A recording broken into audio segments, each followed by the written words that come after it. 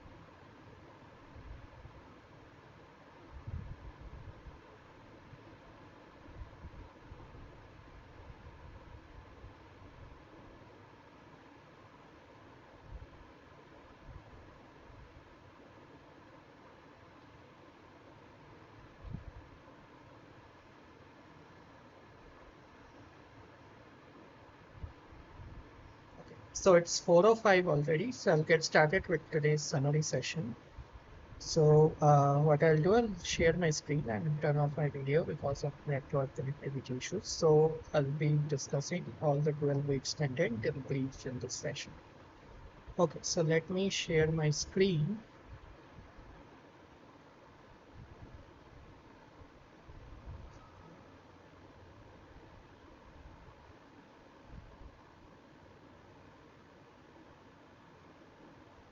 My screen is visible. So welcome to this summary session on this TA class of traffic engineering. So the agenda of the session is to discuss those topics one by one. So first, what we learned was an overview of say week one. So here, what we learned is going back to the basics. First thing that we learned is the traffic engineering objectives. And these objectives include safety, speed, convenience, comfort, and economy. Then, in this context, we also learned what is mobility and accessibility and how they are related. So, for streets that are having, like for example, expressways having the highest mobility, it will have the lowest accessibility. So their relationship is kind of inversely proportional. So the order of mobility order, I can write it as say expressway is having more mobility than arterial roads, then it has more mobility than collector roads, and it has more mobility than local streets. And the order for accessibility will be exactly reversed. Right? Then we also learned uh, different modes of mobilities or accessibility. For example, aeroplane has low accessibility but high mobility in those kind of things. The next thing that was important in this week was traffic engineering elements. And in this context, the different terms that we learned include speed, travel time, then you have demand, accidents, delay, jam density, so on. And for performance evaluation, we have different level of service.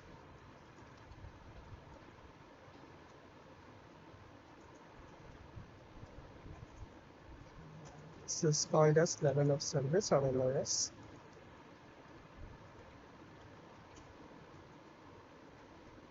Okay, so those are the basic things. Then I think we also learned about component of traffic streams in week one.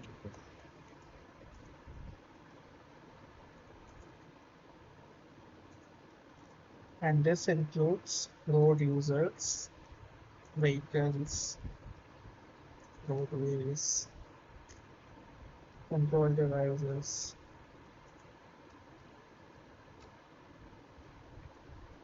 and then you have different environmental factors as well. So that's the kind of gist for week one.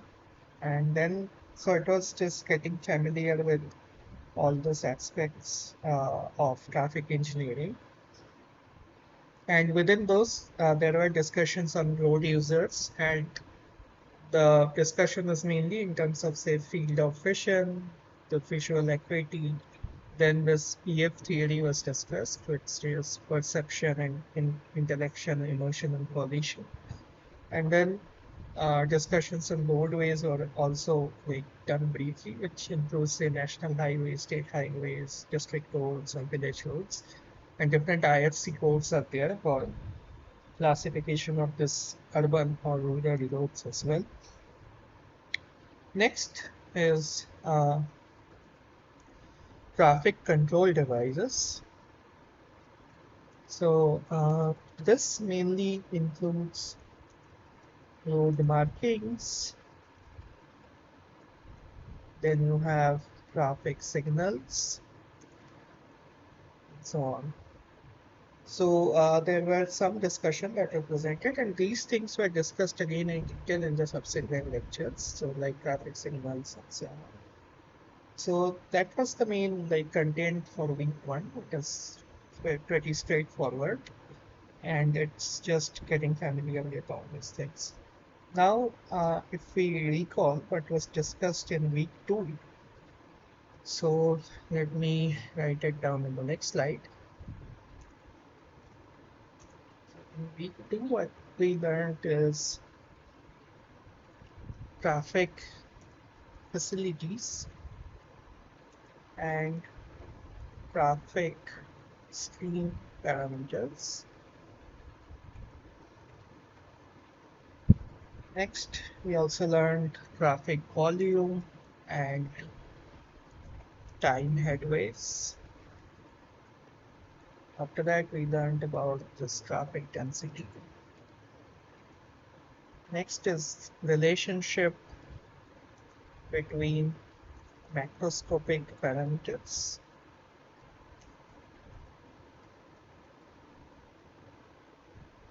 Then there is the single regime and multi-regime traffic stream modes.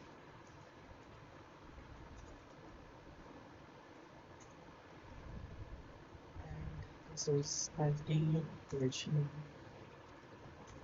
traffic stream modes.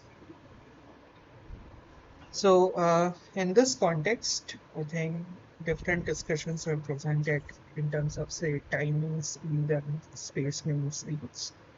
So one is say time mean speed versus space mean speed. So if you are given different spot speeds, you can actually calculate the time mean speed, which is just the average of those or the arithmetic mean of the spot speeds, and for space mean speed is the harmonic mean of that. And time mean speed is also always greater than or equal to space mean speed. Then there were different concepts like annual average daily traffic that were discussed. So this is like average 24-hour volume of a particular location over 365 days. So that's your AADT. And then this peak hour traffic and the directional volume, those terms were introduced, and you can calculate directional design hourly volume based on directional factor and then proportional of daily traffic during peak and AADT.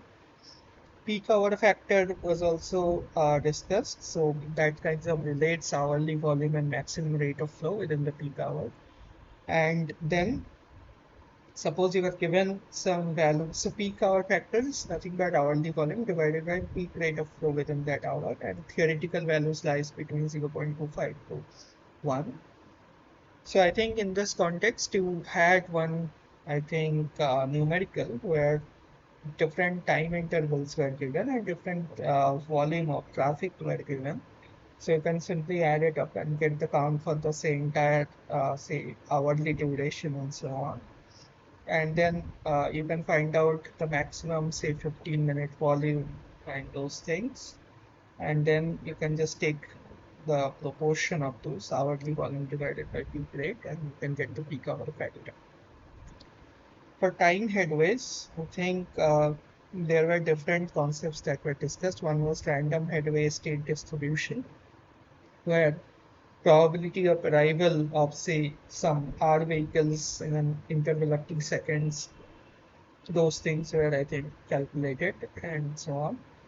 And based on that, you can actually find out the probability of headway being say greater than or lesser than certain seconds and so on. So this time headways, there are three types of it. So one is this random constant, and the other one is intermediate. So this is, you can write it down here as random constant and intermediate. And this headway state distribution can be of different types, like negative exponential distribution, normal distribution, recessive type distributions, and so on. In the context of traffic density, so what we discussed is this jam density. So this is something which is important here.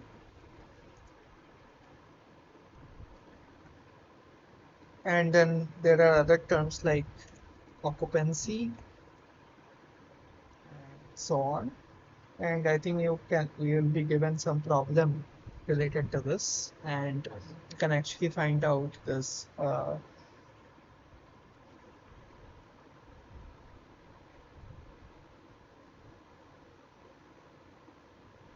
Okay, so you can find out this values. So occupancy, if it is given, time period of analysis, average vehicle length, detector length, and everything is given, you can actually find out the density uh, of the traffic stream. So that's the idea behind it. Then there are some discussions on, I think, rate of flow, and I think some problems were given in the assignment as well. Space and distance headway, those things were discussed after that. And the main things after which this relationship between macroscopic parameters were discussed, and there these are like your green sheets model. So that's one of them, and the other is and Greenberg's Greenberg model. So those are the things that were kind of discussed in week 2. So in this context, I think maybe just quickly solve or see a couple of examples using this green shields and Greenberg model. Okay, so write it as week 2. So this is say green shields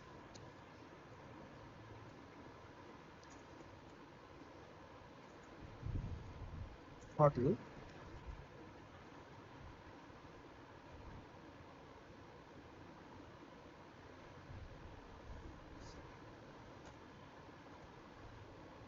Okay, so here the problem data has free flow speed as 80 km per hour. Then you have jam density,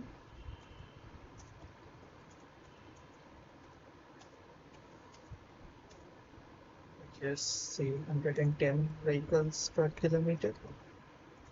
So I'm asking you to determine the capacity. So speed, density, and capacity, those relations are found out by this green sheets model. So for this, the answer could be, so first what you have to do, you have to in green sheets model, so your QM, which is the maximum, this capacity, this is nothing but VF times KJ divided by 4. VF is 80. This is 110 and divided by 4. So this comes out to be, so I think it will be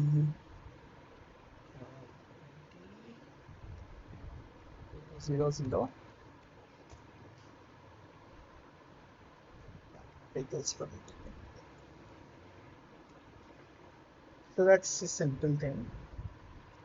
Now again, for green shields model, suppose the data is your Vs, but the space wind speed is 110 minus 0.5 k. Okay, so I'm asking you calculate the maximum flow.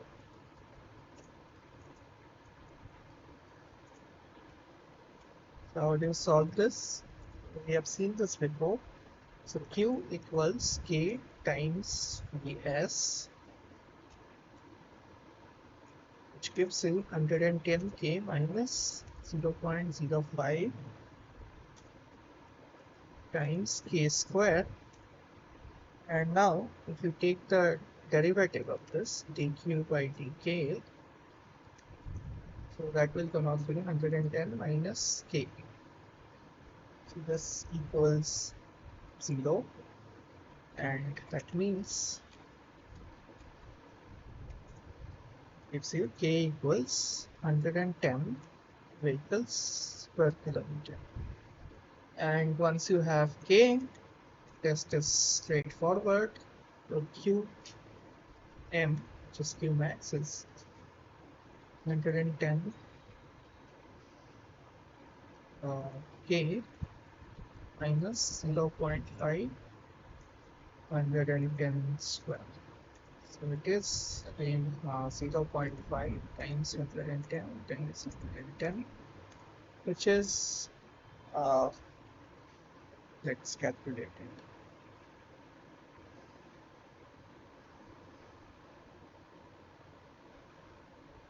6050 vehicles per hour. So that's straightforward. So this is Green-Shields model.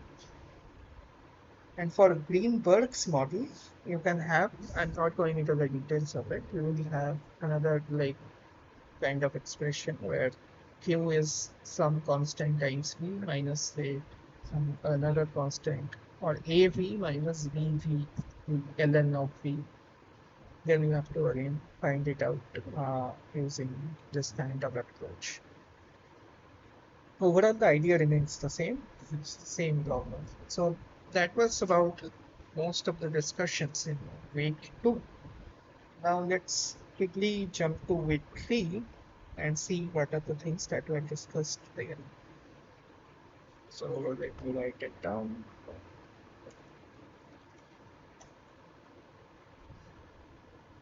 So yeah, when week 3, so actually the things were interesting. So it's the shock waves that were been or giving analysis. Those things were discussed. The first is the qualitative analysis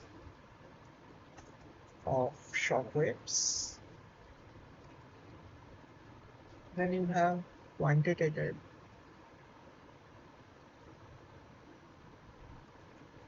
analysis of shock waves.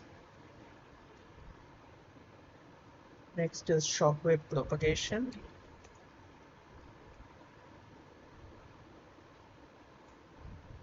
And then we have queuing analysis. So here you could have this deterministic and stochastic. Okay, so these are the main things. So what is a shock wave? So shock wave is nothing but a boundary that kind of demarcates the time-space domain of one flow state to another. Suppose you have a train of high-speed vehicles and another train of, say, slow-moving vehicles. The boundary that demarcates those two flow conditions is denoted as shock waves. And we have seen a lot of examples of different types of shock waves.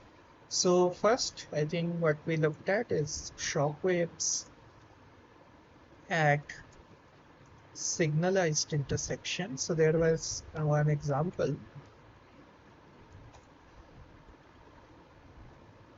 where traffic were moving as it is, then uh, suddenly the red light flashed in the traffic like signal intersection, and then that's why the movement was hindered, and some of the traffic like slowed down and came to standstill.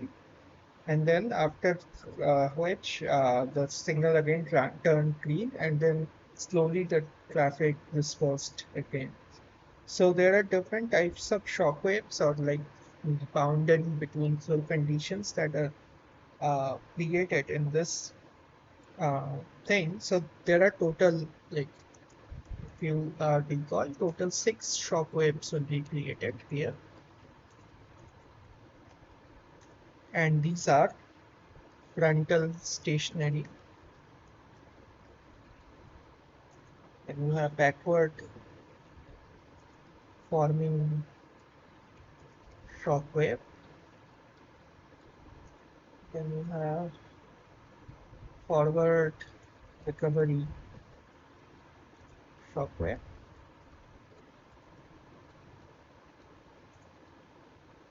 Then we have also backward recovery shockwave. And I think you also have forward forming shockwave. So these are the 6 types. I think frontal stationary, forward and backward recovery, forward forming, backward forming. So 5 types, but I think total 6 because 2 types of forward forming shock waves are created, I think between two boundaries. So that was one of the ideas. Then there were another example where shock waves at lane drop at a bridge, like suddenly a 3-lane capacity road became a 2-lane stretch, and because of which shock waves were created because of traffic moving slowly to that 2-lane stretch as well. So I'm not going into that example right now. Next, what was discussed is the quantitative example or quantitative analysis of shock wave. So in this context, so you have something called as omega of AB. So AB is the boundary between, say, two flow conditions. And then you can calculate it using QA minus QB. So this is the speed of the shock wave minus KA minus K. It's the ratio between this flow differences divided by density differences.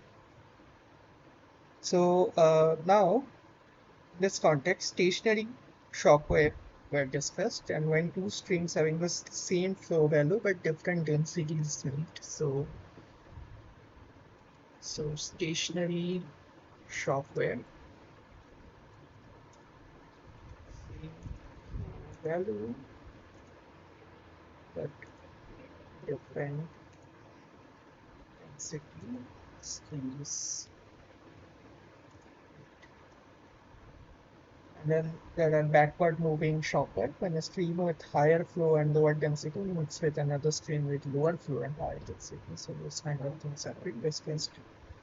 So in this context, I think there are some relevant assignment problems that are discussed in week 3. And mostly it's about this concepts of this quantitative analysis and how to find out the speed of the different shock waves. So for example, I've given you this total 6 shock waves are created at signalized intersection. So we can actually find out what are the speeds of those shock waves. So in this context, you can have different numericals as well. And I think a couple of those were discussed during the class.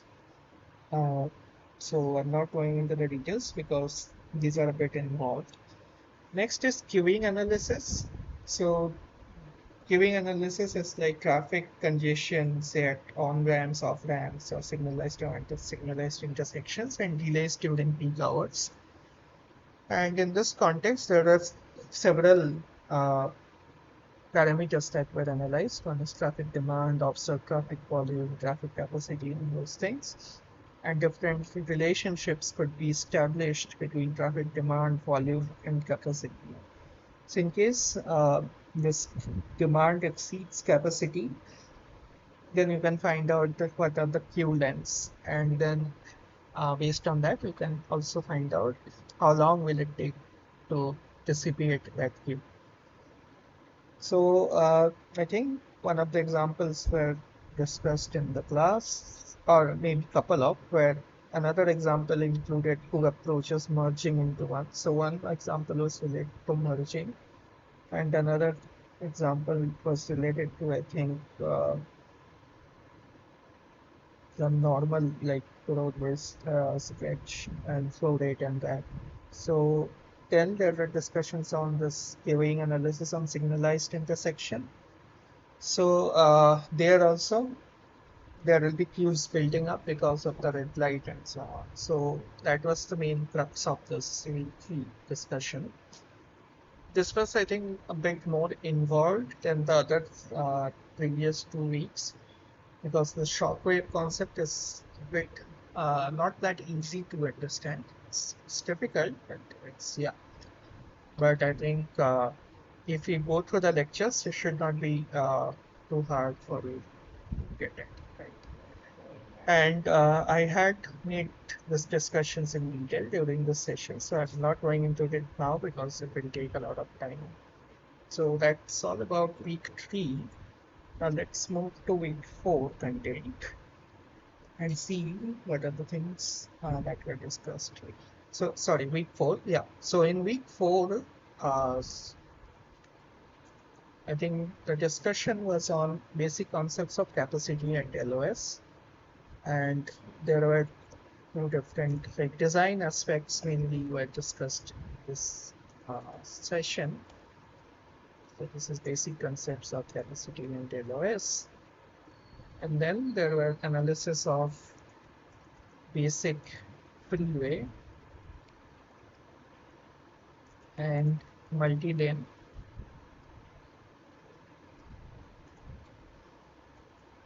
highway segments, and then also analysis of two-lane highway segments. So to get into this basic concepts of capacity and LOS, first I think you need to learn what are capacity analysis and LOS analysis. So capacity analysis is the quantitative assessment of ability of traffic facility to handle vehicles or people. And level of service is the performance level of the traffic stream at various operating conditions. And in this context, I think these traffic facilities were I think classified interrupted facilities or other facilities. Uninterrupted facilities are these freeways or basic freeways, multi-lane highways. So in this, I think the first one is the uninterrupted uh, facility that have been discussed, and this analysis of that will be discussed in this I think before content. And also there are different modes of travel that can be taken into consideration, like cars, trucks, motorcycles, roadway system elements like points, segments, facilities, and corridors that were discussed. Now, capacities, you can define it as maximum hourly flow rate.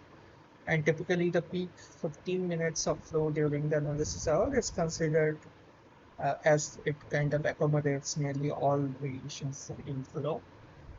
And capacity is also like defined for a point or a uniform section. So those things were discussed. And then it is also defined for prevailing conditions like roadway traffic control operations or environment. Roadway conditions include number of lanes, lane widths, design speeds, and so on. Traffic conditions include vehicle type, directional distribution, and driver population. So control conditions again, it's will be discussed later as well. So this is traffic signals, stop or each signs, and turn restrictions. Now, in this context, I think there is something called as base conditions. So the base conditions include good weather, good and dry pavement conditions. Users are familiar with system elements and they're more impediments to traffic flow conditions, like no slow-moving trucks blocking the traffic streams or no narrow lanes and so on. So those are kind of idealist conditions that you can think of. Now, if prevailing conditions are not actually the same as the base condition, so you need to do some adjustments because of that, or modifications in most cases to calculate capacity. Now to discuss this level of service, as I have already mentioned, this is a quantitative stratification of performance measure representing the quality of service.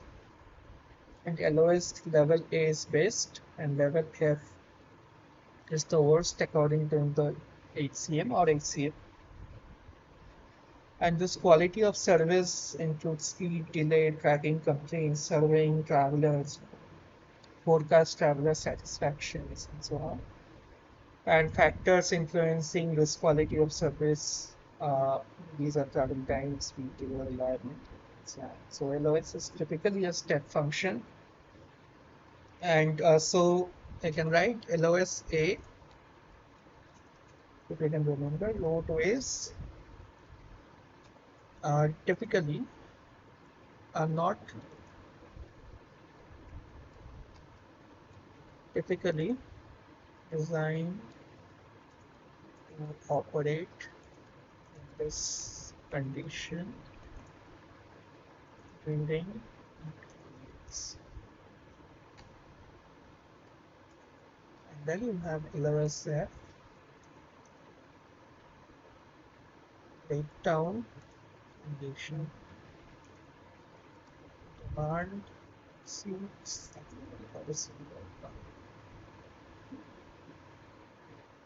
So LOS can be reported for each mode separately for a given system element. So that's the broad idea.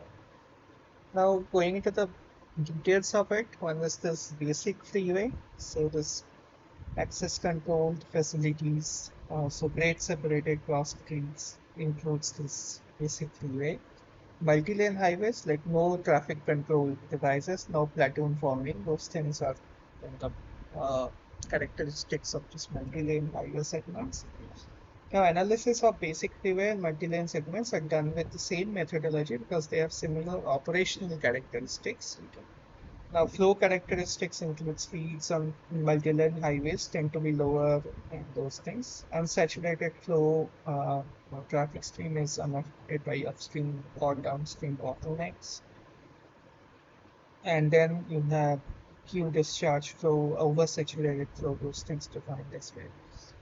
Different flow characteristics were discussed, I think, like freeway breakdown event, recovery, pre-breakdown flow rate, post-breakdown flow rate, those things. And then I think in this context, several numericals were discussed. So this is basically involves, so for designing of basic freeway segments, you will be given a lot of adjustments factor, and you might be asked about finding the free flow speed when it is operating under, say, ideal condition. So some base free flow speed will be given to you, or default base value of speed can be given to you, and then you have to do some adjustments based on. So free flow speeds adjustments could include like lane width adjustments or right side lateral clearance, ramp density.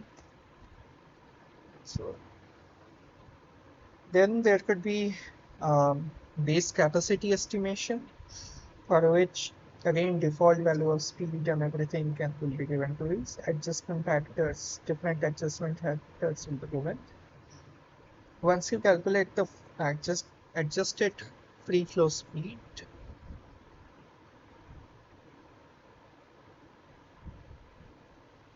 yeah, so once you calculate this adjusted free flow speed, what you can get is this, you can find out the capacity, the basic freeway. So capacity and this relationship, this thing was also discussed.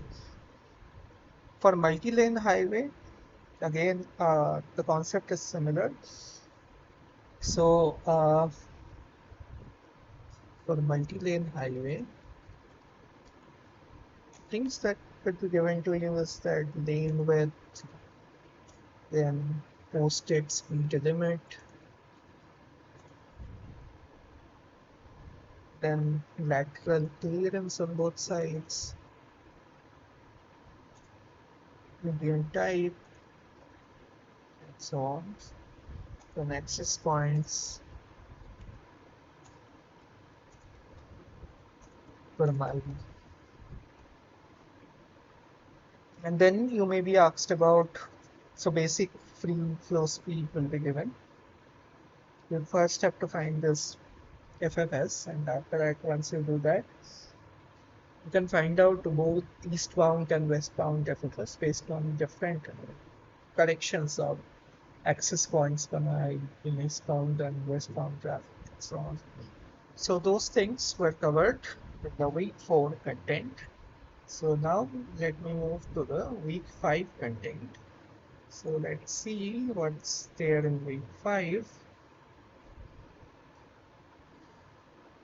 Okay, so next slide, I'll do this 5. So in week 5, again, it's the analysis of this highway segments, but now it's as per say HCM or Indo HCM, those are kind of specified. So it's more like again design kind of an aspect that were I think discussed in this week. So this is analysis of two-lane highway segments. This is per CM 2016. After which is analysis of urban street segments as per CM 2016. Then this is capacity and LOS determination of single, intermediate, and two-lane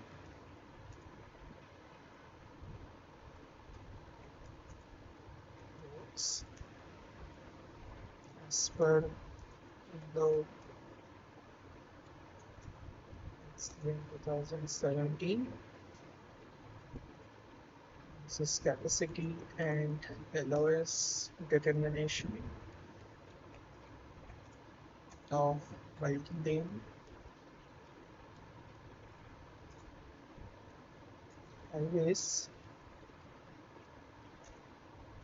This is as per Indo HCM 2017. So the concept I think remains the same. It's the design aspects slightly I think different in HCM versus Indo HCM. So I'll be discussing this. Okay, get some water.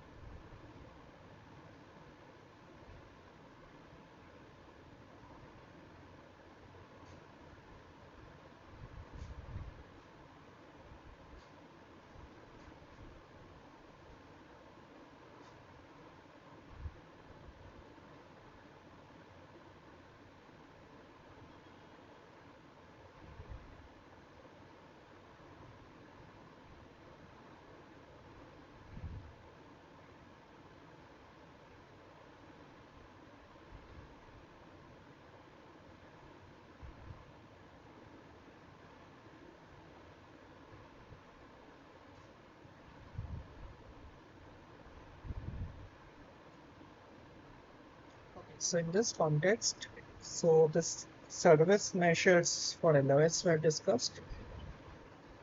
So class 1, I think class 2 and class 3, there are different classes.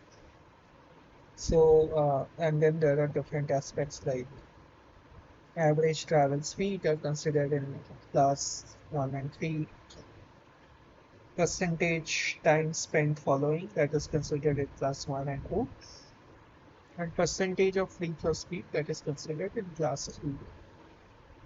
Then to determine this LOS, so there are input data collection and estimating free flow speed, calculation of this ATS, average travel speed for class 1 and class 3. Then you have to do demand adjustments for PTSF, which is percentage time spent following for class 1 and class 2. And then you have to estimate this PTSF, and finally you have to do the determination of this LOS. So, to then highway segments analysis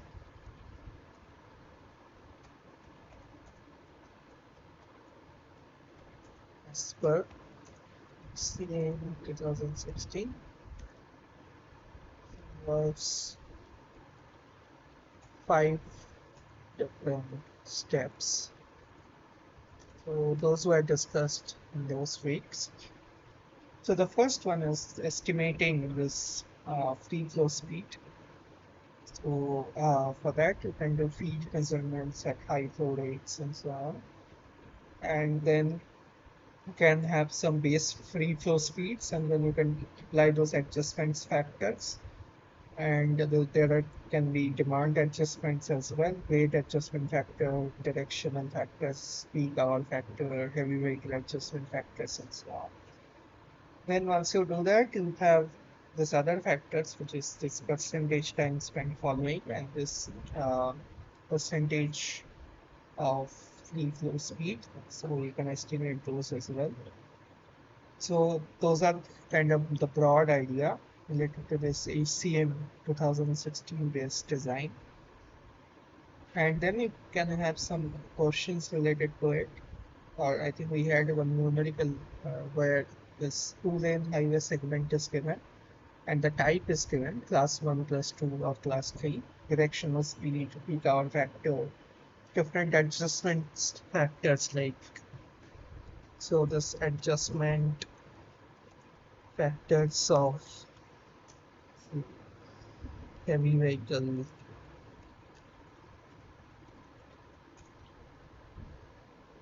rate adjustment,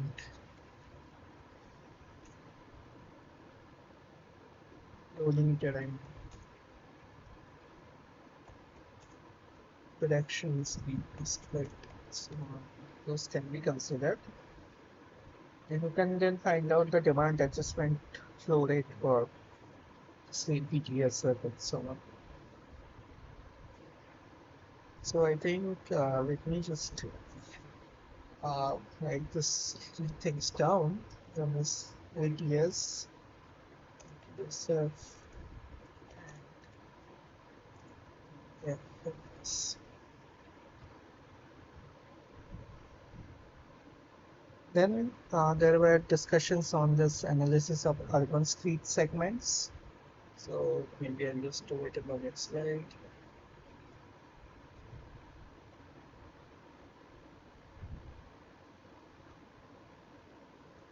So here, first I think you looked at facilities, segments, links, types of control like signalized or two-way stop controlled, always stop controlled. And system of operations can be coordinated or non-coordinated. Type of analysis includes operational design or planning level. And then you have certain LOS criteria. So analysis of urban street segment by aspects like type of control, system of operation, type of analysis, criteria,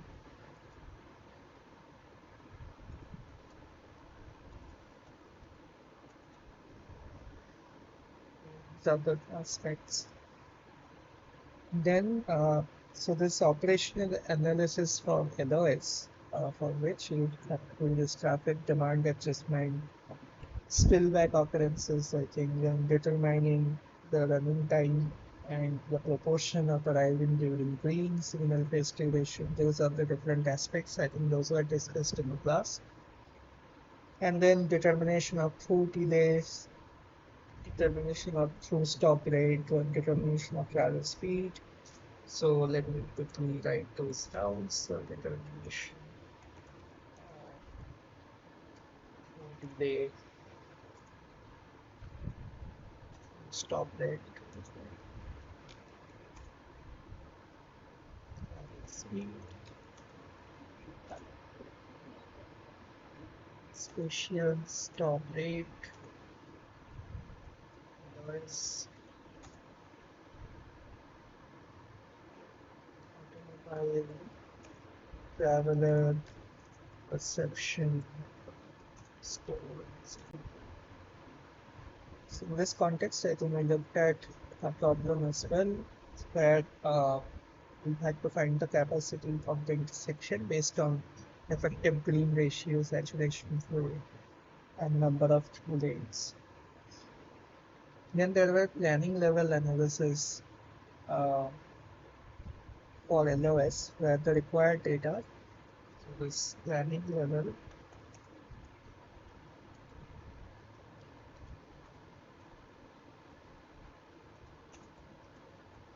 analysis of LOS includes like traffic characteristics, geometric design, so these are your required data, signal control, etc. And then steps determining running time, average, like proportion of arriving during green, flow control periods, travel speed, spatial stop rate, and OS like already discussed. In this context, I think one problem I also discussed where you had to determine the travel speed based on I think the total length, control delay, and running time.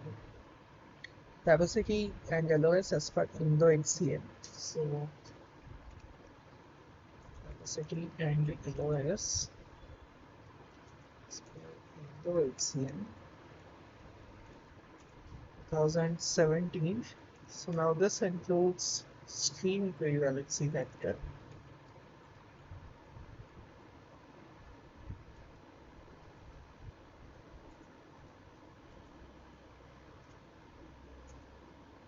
and again you have to do adjustment factors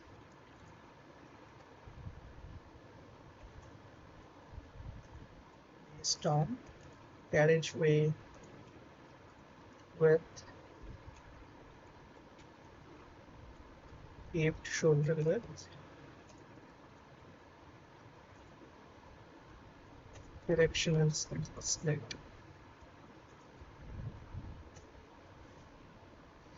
And we looked at, I think, some of the problems related to it. So that was the discussion for week 5. Now let's dive into the discussion for week 6. So let me see what is the content for that. So here now we have this intersection control. I think we discussed signal controls.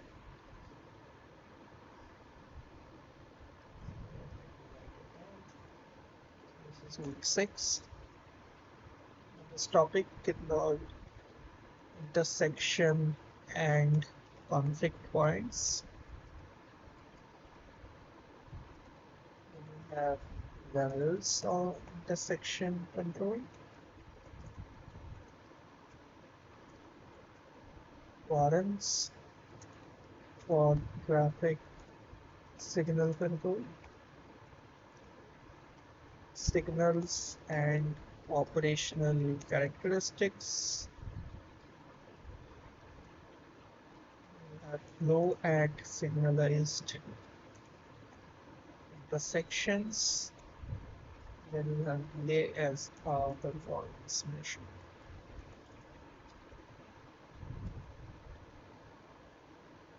So all these aspects are discussed in this week. So intersection and conflict points, again, this we have crossing conflicts, weaving, merging, diverging, and more conflicts. So I think there were one example that was given in intersection, like for single four-legged intersection. So we can write four single four-legged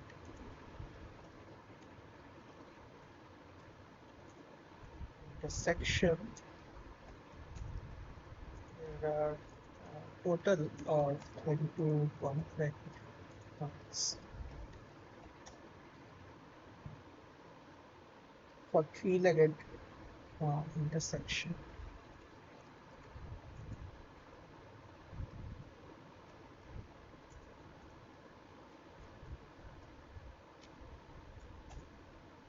There are a total of 9 conflict points.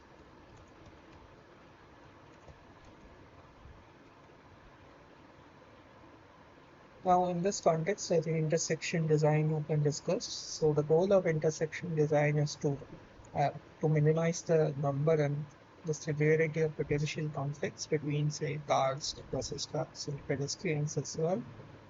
And different approaches include space segregation, time segregation, priority control, and so on. Now, levels of intersection control, there can be three types of it. Levels of intersection control. So one is passive control, the other is semi-control, next is active control.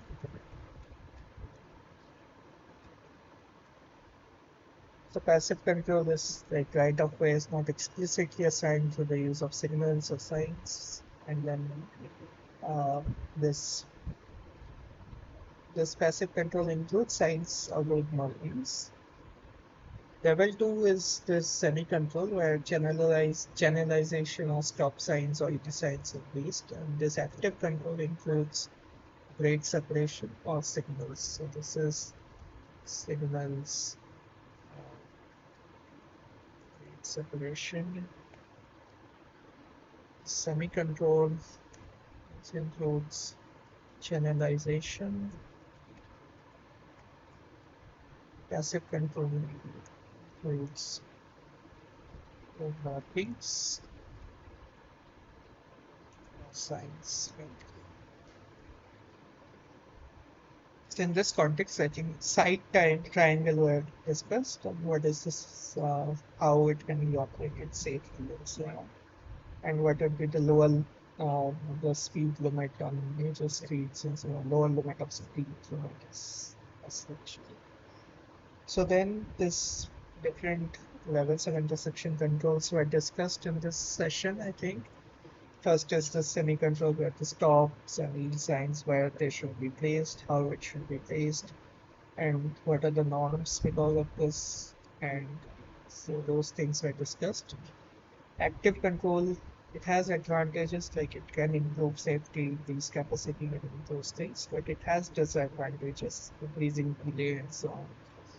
Grade separation, on the other hand, can have greater safety, efficiency, and capacity. So in this context also, different, I think, problems were discussed. So the data requirements, I think, are like volume, pedestrian volume counts, peak hours, speed limits, condition and collision diagrams, and so on. Then there are different warrants for traffic signal control, like MUTCD warrants, like 8-hour vehicular volume, 4-hour vehicular volume, or 8-hour volume. And I think these things were discussed in the class. So in the context of numericals, I think it's something which was discussed is finding the critical lane volume. And a diagram was given, a phase diagram, and then depending on which you have to find out the critical lane volume based on the maximum volume and so on. Then the problem, I think there were another one where different problem data are given, like 85th percentile approach speed, grade, then average length of vehicles, deceleration, entry delay, cycle length, green time, those things. Start approach time, clearance last time. You have to find the yellow change interval. So it's signal designing basically. So this I'm not going into the details of it right now. And the solution were given also in the class. So that was the main focus in week 6. So that's the halfway point of this course. So we have one more hour left in this session, so I'll be discussing the other half of it, week 7 to 12, briefly in the next 1 hour. So have a slight pause and then we'll get started with this. So I'll be discussing week 7, and week 7 will include the signal designing, mainly the pre-time signal designing and operation analysis of signalized intersections.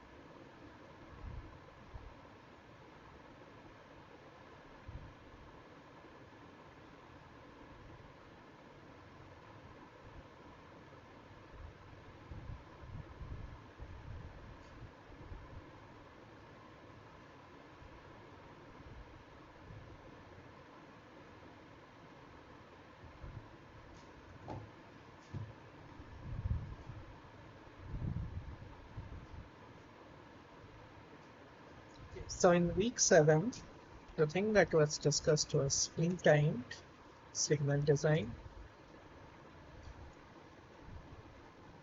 which includes Webster's method.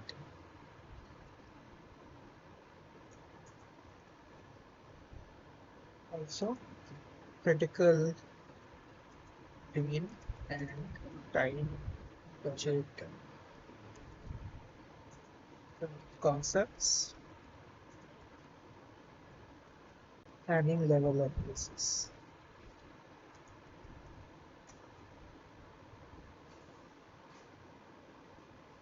Then you have operational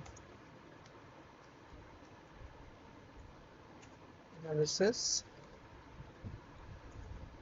or sigmarized intersection. So in Webster's method, we have optimum cycle length, so different concepts right there. So one is the optimum cycle length. Then you have lost time per phase, total lost time per cycle, then total effective time per cycle. So, so in this context, I think one problem I discussed where the saturation flows were given in different phases in mixed cloud and response graphic, and also the all rate time is given, lost time per phase were given. And you have to find different for different lane groups. You have to find the summation of the ratios of approach flows to saturation flows for all critical lane groups. So there are those concepts like critical lane groups, approach flows. So, so those were discussed in that session. And I think the optimum cycle length is for Webster's method were asked as well. This critical lane and time budget concepts were also discussed. Well, critical length is lane with most intense traffic demand, like the highest volume to saturation flow. And then you have planning level analysis. Step one is like determining the right turn operation, protected versus permitted movements. So in planning level analysis, it is important is this protected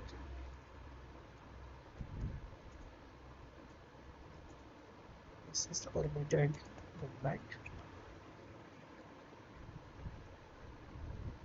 And then you have those different conditions. I think if the right turn volume is other than certain, then you have some conditions. Now, if those conditions are met, then you have to have say protected movements. If those conditions are not met, you have some permitted movements and so on. Then you have to do conversion of volumes to vehicle equivalent volumes, then defining lane groups and assigning flow rates to lane groups. Those things are there. Step 4 is determining the critical lane groups.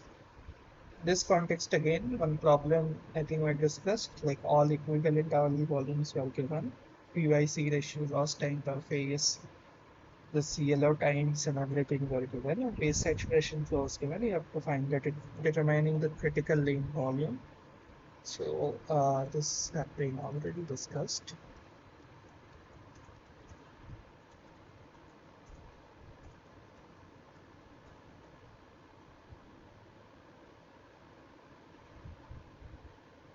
Then you have this adjusted saturation flow, like relation of lane group operation, let's say some limited terms and so on.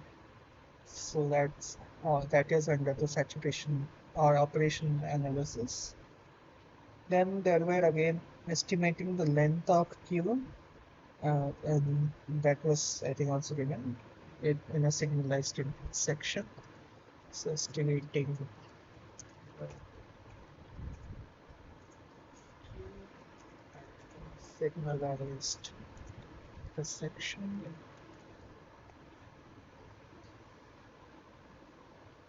So you have I think some initial queue, and based on the I think volume and the capacity differences that you can have is that you can find out the equivalent of the updated length of queues. So one problem is discussed, then I think then some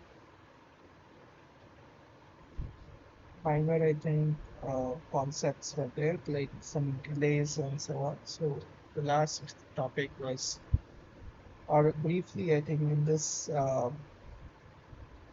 week I think we touched upon the incremental delay factors and so on. the polling delays and so on, but I think that is a discussion on another route. So that's mainly the week 7 content. And it slightly involved the numericals, but not that much. Now let me move on to the week 8 content and see what was there.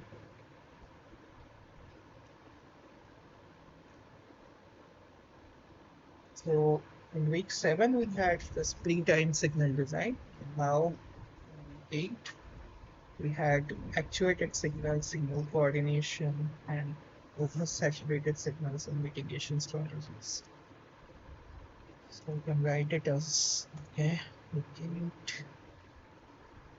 So the topics involved actuated signals, signal coordination, oversaturated signals, and mitigation strategies. Now this actuated signal, it's you had I think one problem related to it in week 8 where this different detection length were given and at an intersection approach, and also the head-to-head spacing in vehicles in the queue, startup loss time, saturation rate were given. So you needed to find the value of I think it is G1 high and G1 low. Then for I think another problem involved for space in actuated signals. You had this actuated and non-actuated phase. So determining the critical cycle length. So that's another aspect that we discussed.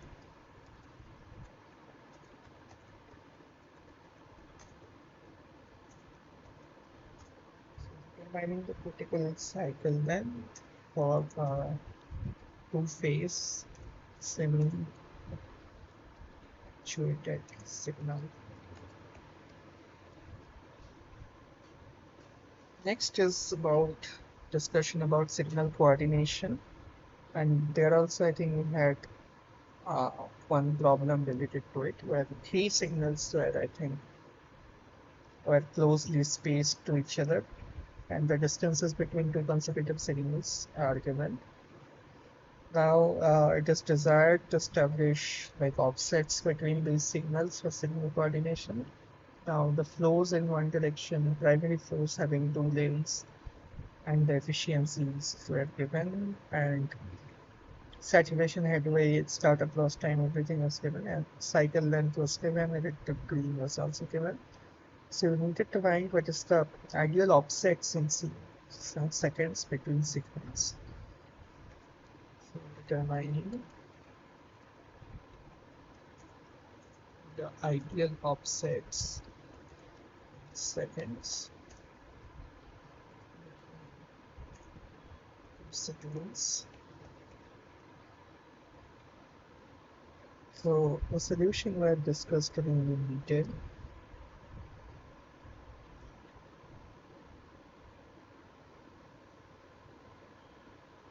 And also, so this is ideal, and adjusted offsets can also be determined.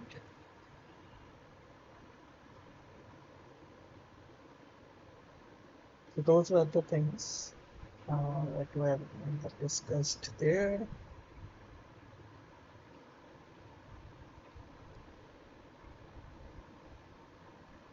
The other problem involved finding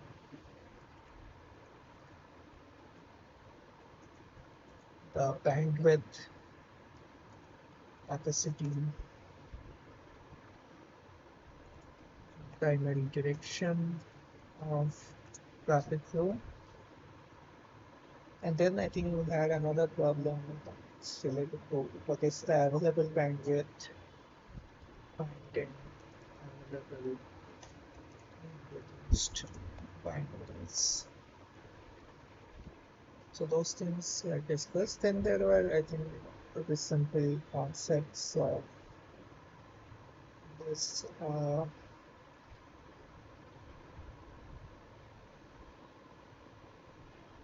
AI values, coupling index.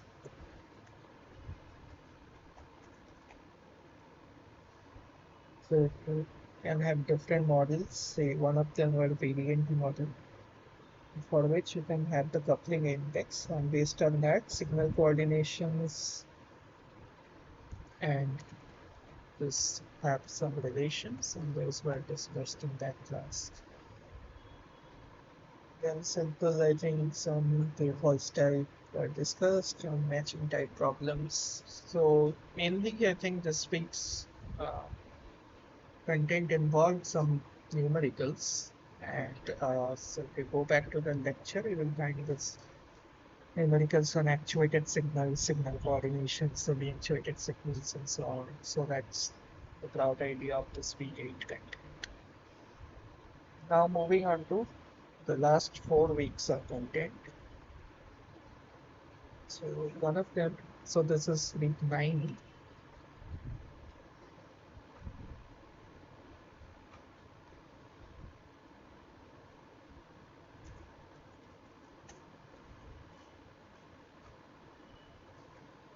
Let's see what was there in week 9. So week 9 had this traffic simulations discussed. So the first thing was car following theory.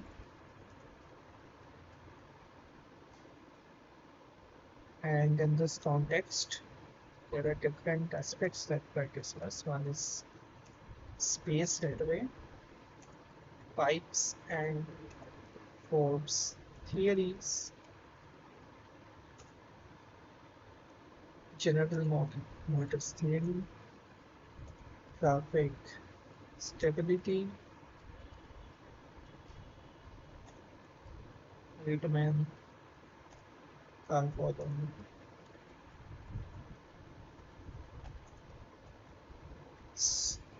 Then we had traffic simulation. It's included studying a system, classification of simulation models, principles of traffic flow modeling, traffic microsimulation master. Okay, so I'll be discussing this in briefly, but I think these were well covered in the lecture. So briefly pause and get started.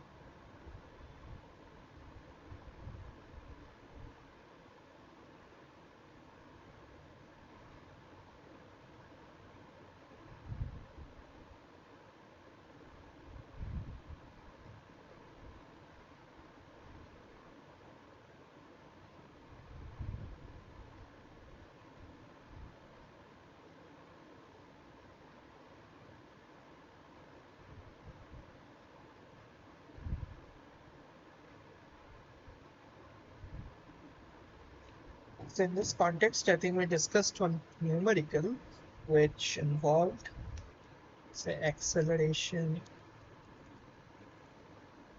of the lead vehicle. So this is related to the car following theory. So this is given. Speed of the lead vehicle,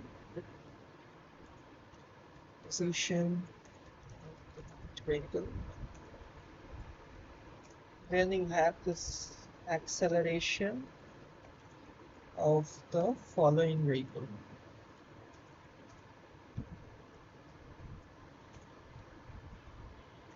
This is calculated using the GM theory.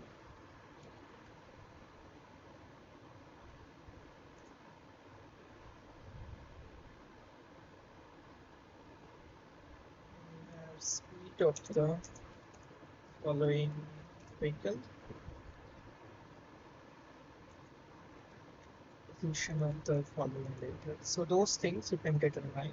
So it's basically the acceleration if it is known for the linked vehicle and the speed as well. So you know the positions, those can be calculated. So the useful formulas here are, so it's v equals small v equals u plus v, that is the speed update, and then the position update you have s equals ut plus half a t square. So these are simple updates that I can follow. That should give you the answers, right? So it's a times t, so times e plus a times t square.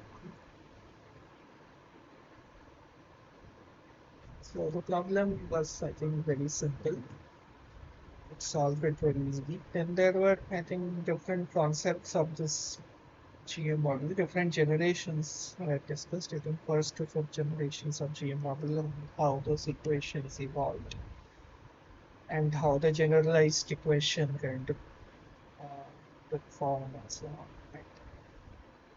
Then there were some discussion on this graphic microsimulation models. So I think they were not really related to the actual models, plus simulation softwares, the Sims, those were not discussed, but the kind of concepts were discussed. Then the sports starts following theory, and there were some discussions on it, as well as the pipes model, and mainly the concepts have to be clear in this. There is nothing much to discuss. There were also discussion on model validations, the graphic microsimulation definitions, and so on, and discrete simulation model or continuous simulation models, and so on. So there are two other important aspects. One is say model validation, discrete continuous simulation models.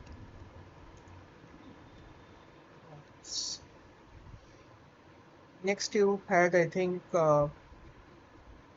based on this different generations of GM models, so whether this alpha 1, which is high, it should be a high sensitivity value, should be there, or when the vehicles are far apart or not.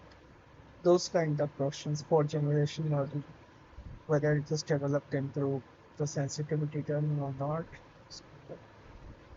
And then the distance headway exponent and speed exponent in the GM model.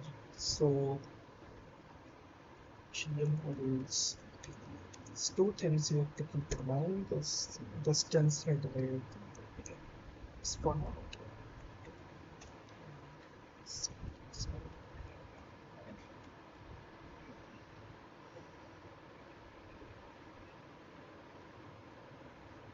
So this traffic stability, I think, were also discussed, where it's stable uh, stable behavior drivers. So the stable behavior includes high reaction time, not high reaction time, low reaction times, and then low sensitivity, attentive drivers, and so on. Driver doesn't over response.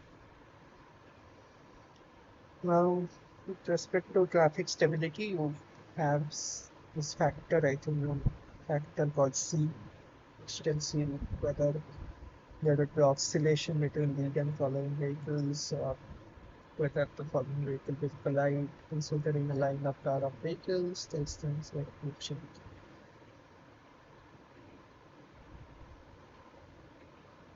Some concepts on macroscopic, microscopic, and mesoscopic.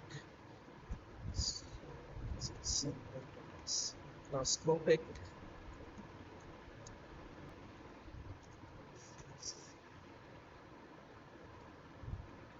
scopic, This is in a source code.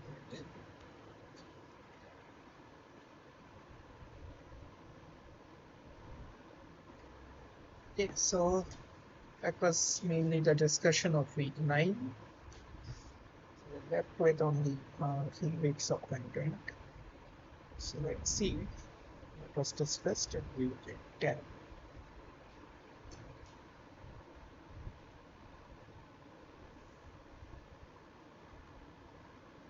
So in week 10, what we have is introduction to traffic control and management. We have access management, demand management, first priority rights, we have emerging traffic management functions. These are where the topic of discussion on week 10. So what is access management? So it is, you can write it as design, application, and control of entry and exit points along our road. It is demand management. It is use of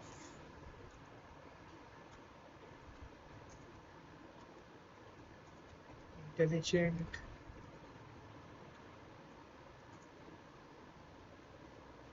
systems to manage first priority treatments. So it's giving priority to buses or like to increase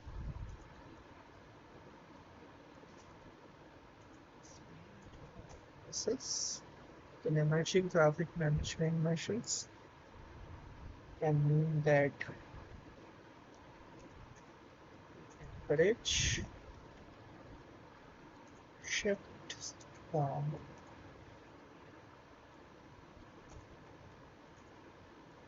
single occupancy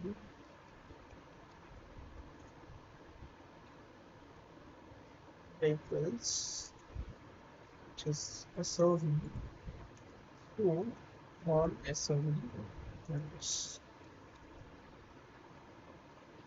That's the broad idea about this topics.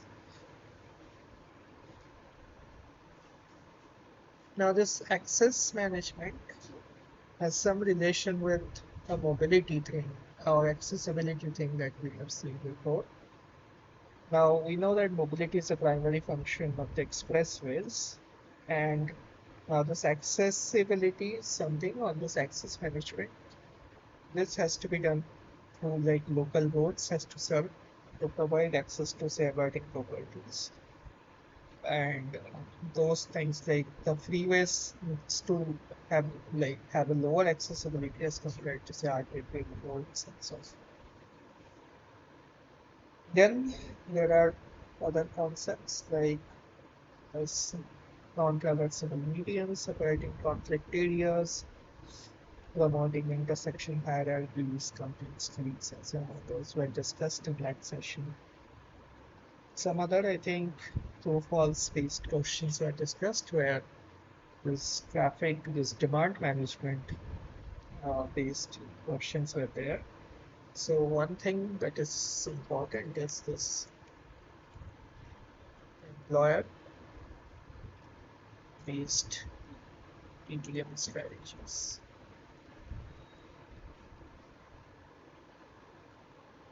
So this has to have some provision of say free or subsidized transit passes, or they must provide secure workplace parking for bicycles. So now and it has to make this non-SOV options related to each other. So that's the characteristics of this employer-based TDM strategies. Now, there are other aspects. I think flexible scheduling is something that we discussed.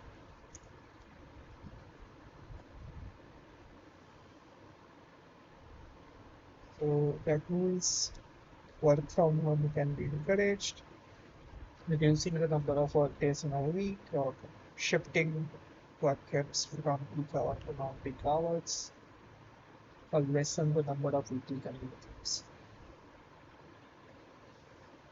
Then there are other concepts like this bus priority measures. I think there are passive and active priority. So this passive and active priorities I discussed in the context of this bus priority treatment. So this passive priority is like pre-timed adjustments in traffic signals. Active priority can be adjust traffic signal after detecting the bus arrival.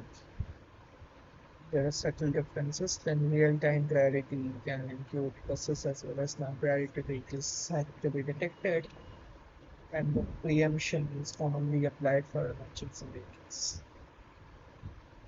Other concepts that were discussed, I think, in this session were green extension, red truncation, special freezes, phase separations, and so on.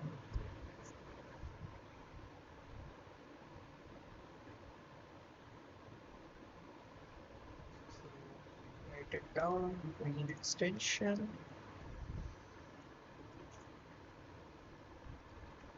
red truncation,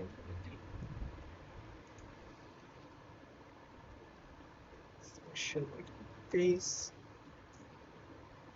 phase separation.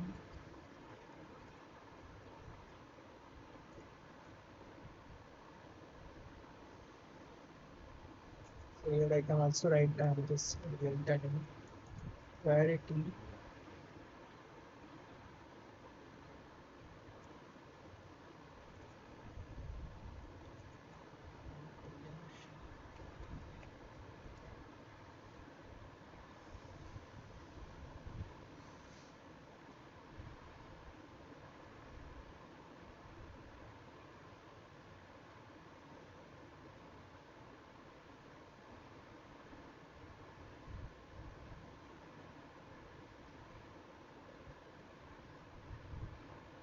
So these were discussed, and there are other, I think,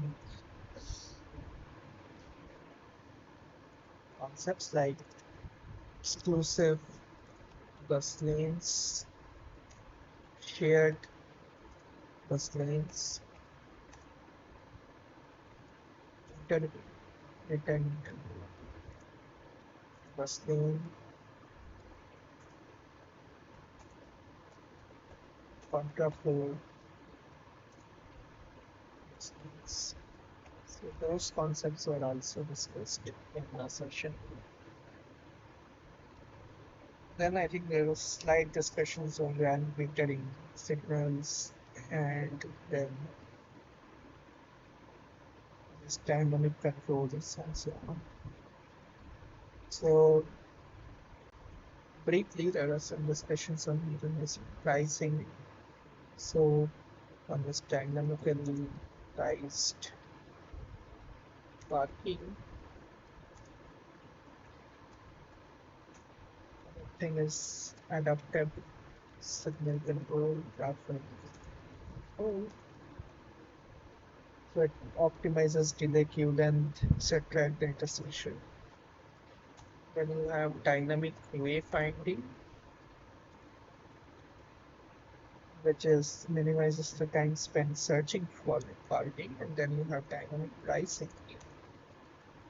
which is utilizes tools to dynamically change in response to condition. So these were broadly like discussed in week 10 content. Okay, so we are left with a couple of more weeks content, the last 20 minutes or so.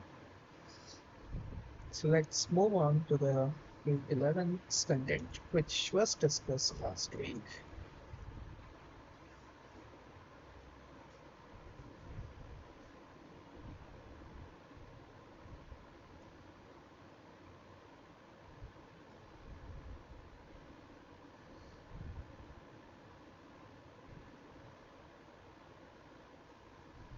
So, week 11, first parking supply and demand were discussed, and there is this parking management,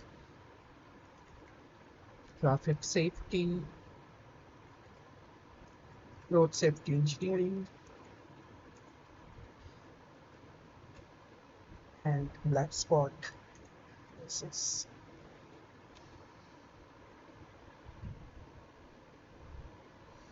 So I'll be discussing this briefly to a brief overview of week 12 as well. So in week 12 session, so we'll have it on Tuesday, this Tuesday. So that would be our last session. There I'll have a detailed discussion on it. But mostly I think the overview class it's almost it's done, but I'll need to discuss this week together the next 10-15 minutes or so.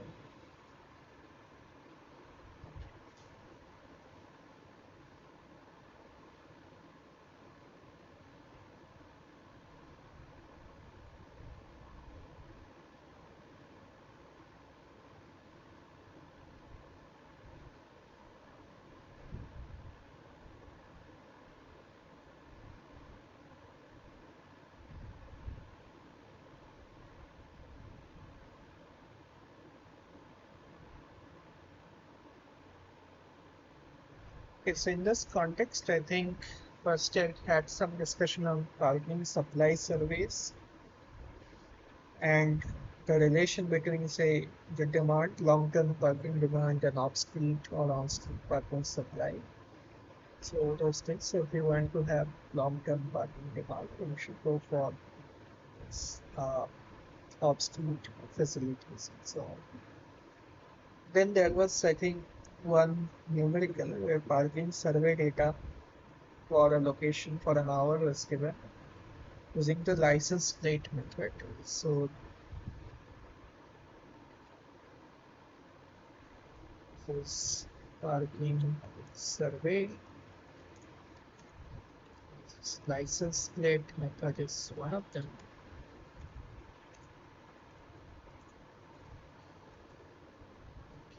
So there you can observe exactly how many vehicles came at say every 15 minutes or so and had certain parking bays and how many of them are empty or filled and so on. So in this context, I think you can find out parking turnover,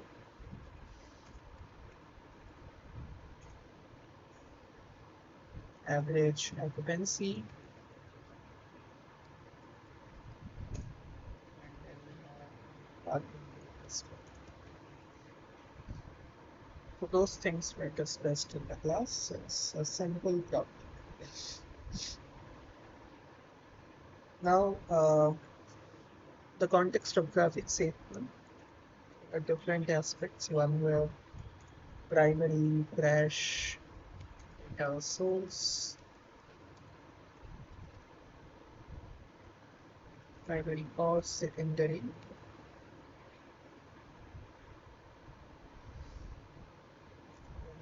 proactive or reactive approach. So the differences were that we mentioned in the slides. So it should not be difficult. And the examples were for such models and so on, as the sources were also.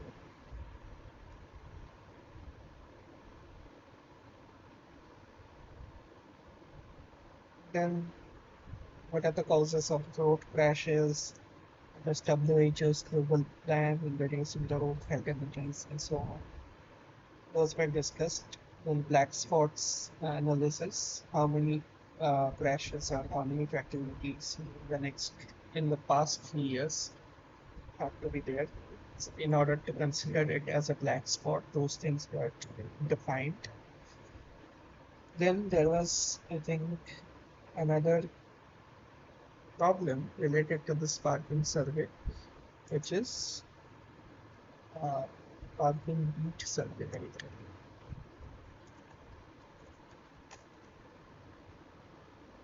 So this tells you the duration of parking and percentage of vehicles doing, so that they are going for 0 to 1 hour of duration, of 1 to 2 hours, or 2 to 3 hours, and so on. And based on this, you have to find the expected parking demand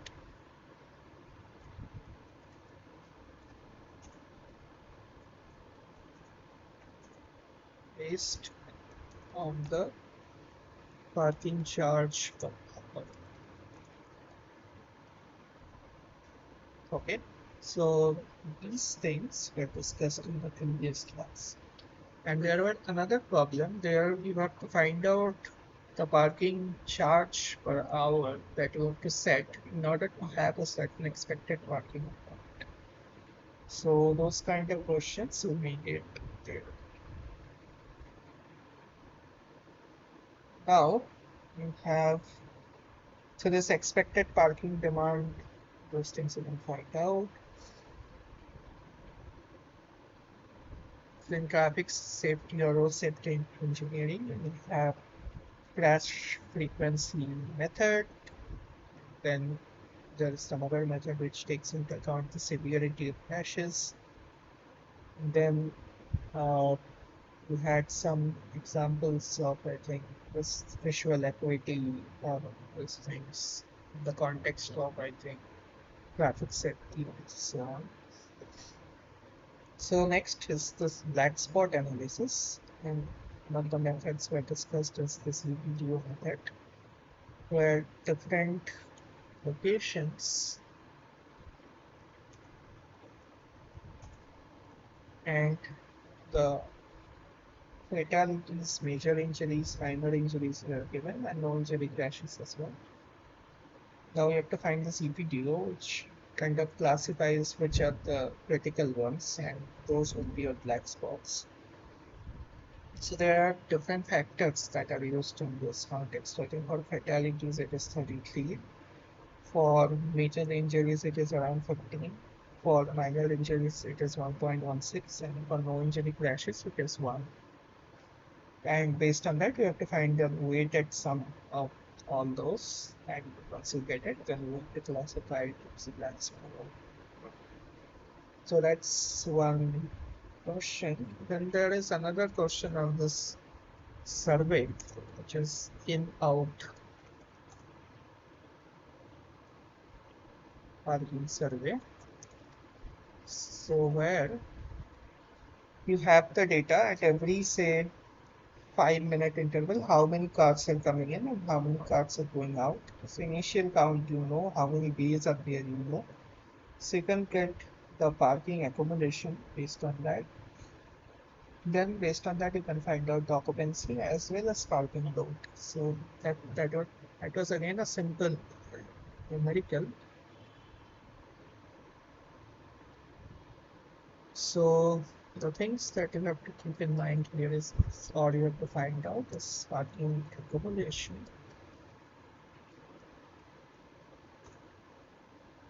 Occupancy and parking.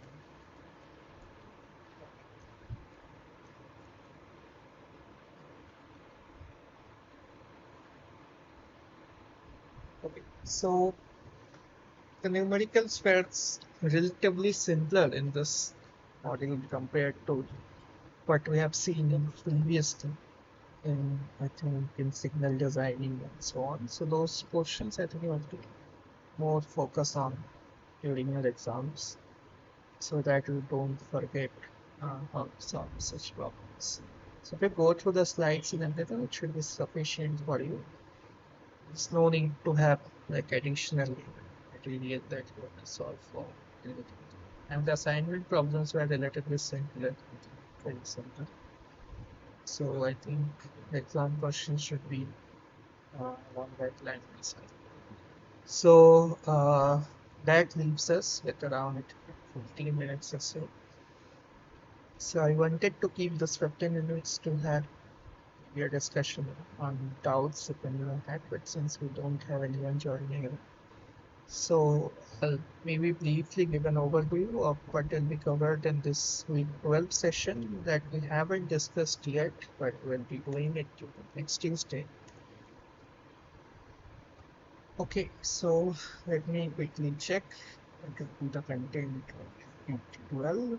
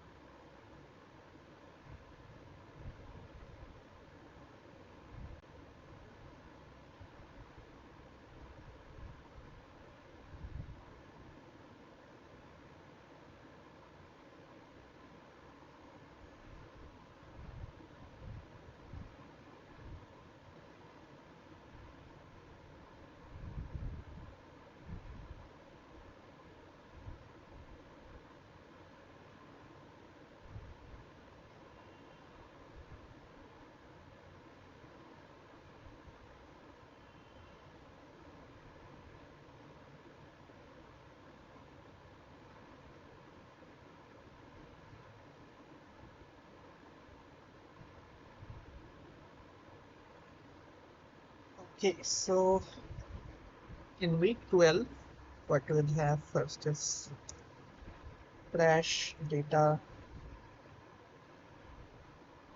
analysis. So it includes discussion on how we represent crash data representation. Then we have crash data modeling. It's in crash data representation. So this is related to the like in terms of crash rate, traffic exposures, and entering vehicles in millions, those things. Once you know that, you can find out spot crash rate, section crash rate, crash involvement rate, and death rate. So that's how you represent the crash data. For crash data modeling, there are different models like count data models, like negative binomial Bayesian models, and so on. Then you have crash severity that can be modeled through ordered response models, ordered per bit order logic, and those things, multinomial logic models, so on. Zero-inflated models can also be used. So those are the differences, and I think then you can use machine learning based techniques as well for crash data modeling. And then there were discussions on whether it's supervised or semi-supervised or unsupervised learning, where should it be used. Then different measures like true positive, false positive, plus true negative, false negative, those were also discussed in that session. So that's one of the first models of this week's. Next, I think the discussion was on road safety audit. So it involves this background, different stages, process, and so on. So in this module, I think it is like a formal procedure for accident potential and safety performance of some existing road or future projects and so on. Different characteristics, aims, and objectives, types of projects were uh, discussed. Then what to look for in road safety audits and the differences between crash investigation versus RSA. So that was another thing.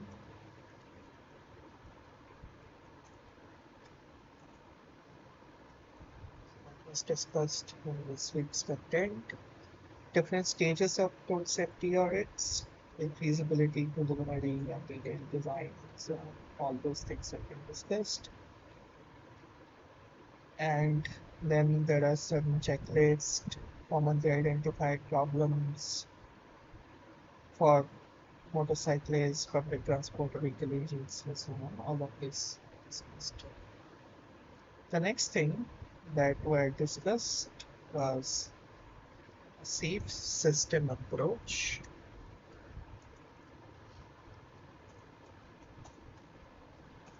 So,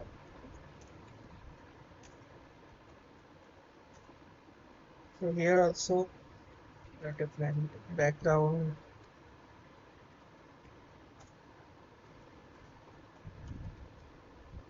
guiding principles,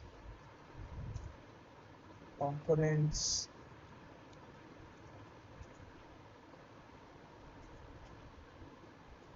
implementation. So these are the things that were discussed.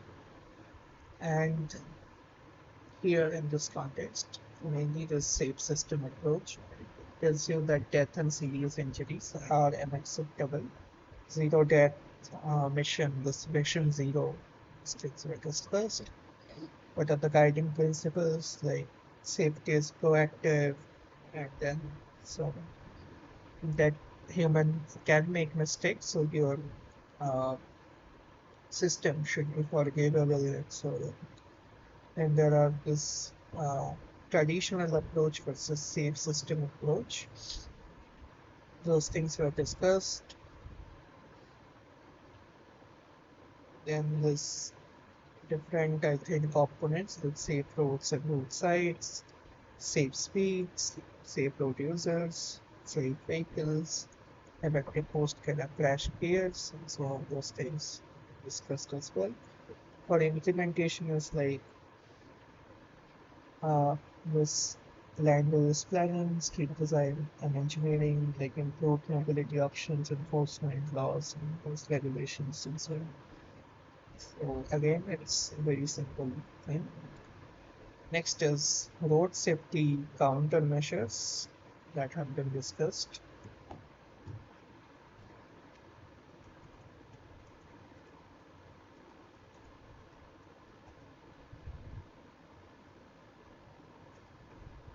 And has certain case studies.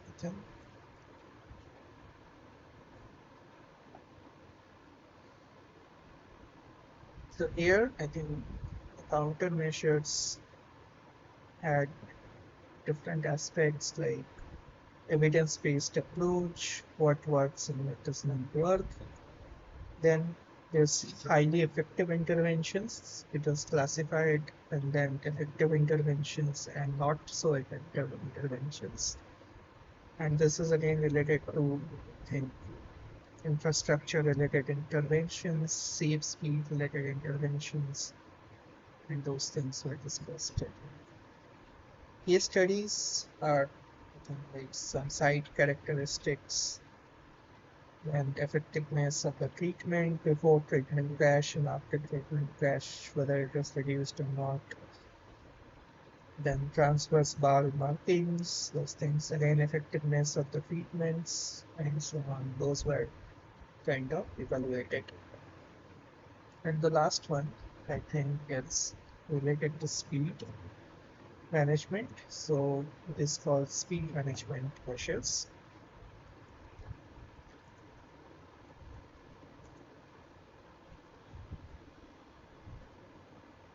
So again, it's tells you why speed is important, like why we should focus on speed, because the total crashes and fatalities in India have been majorly due to speed and how it influences the fatality risks and so on. You need to have sufficient stopping sight distance, factors that influence speed, into the speed managements that you can do, and whether it can reduce crash counts and so on. So measures again include speed zonings and limits based on terrain, land layers, location of specific speed zones, and so on. Speed limits in transition zones, speed zonings on highways. So there are IFC guidelines for it, setting speed limits. There are other engineering treatments like curve design, characteristics, dampers, super elevation, straight resistance, and so on. And then you have to do enforcement, educate the drivers as well. And you have to do some other measures like psychological intelligence, speed adaptations, speed governance, and so on. So again, speed management by employers, those things have to be taken into account. So that's the overall picture of this course. So mainly, I think, has a great overview of all the aspects of traffic engineering, and the numericals were also covered in sufficient ways, so whether it is capacity or LOS kind of risk emissions analysis, or signal designing, all data on this accident analysis, safety, parking. So the initial stages of this traffic, this macroscopic characteristics, relationships between movement. So if you go through this overall content again, since it's pretty fast, so I would suggest that you go through it completely before appearing in the exam and practice all the assignment questions, as well as all the numericals that are there in the assignments or done in the class. Those things you can practice, it should be fine. And also there are additional numericals that were there in the slides as well. Yeah, I think it's not possible to remember everything that's there in the code, like IRC or HCM or other index manuals and so on. But uh, anyway, whatever is required in the problem data, just know the intuition behind it, why those adjustment factors are required. So then you should be fine, and you need to know how to apply those things.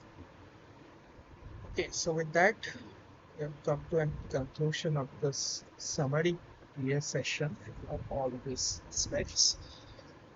So next week or next, I think after a couple of days on Tuesday, that would be the week 12 TS session where I'll be solving some of this assignment related problems, and it should be pretty straightforward, and hopefully will be done quickly in that session as well.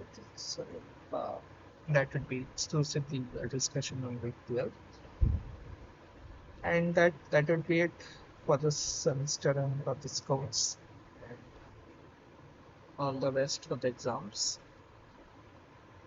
Yeah, if you have any doubts, you can post it in the discussion forum. Hopefully the TS will be able to answer those things. Okay, so 2 minutes to 6 p.m. Yeah, it's almost time. So since no one is here anyway, I'll close the session for this week.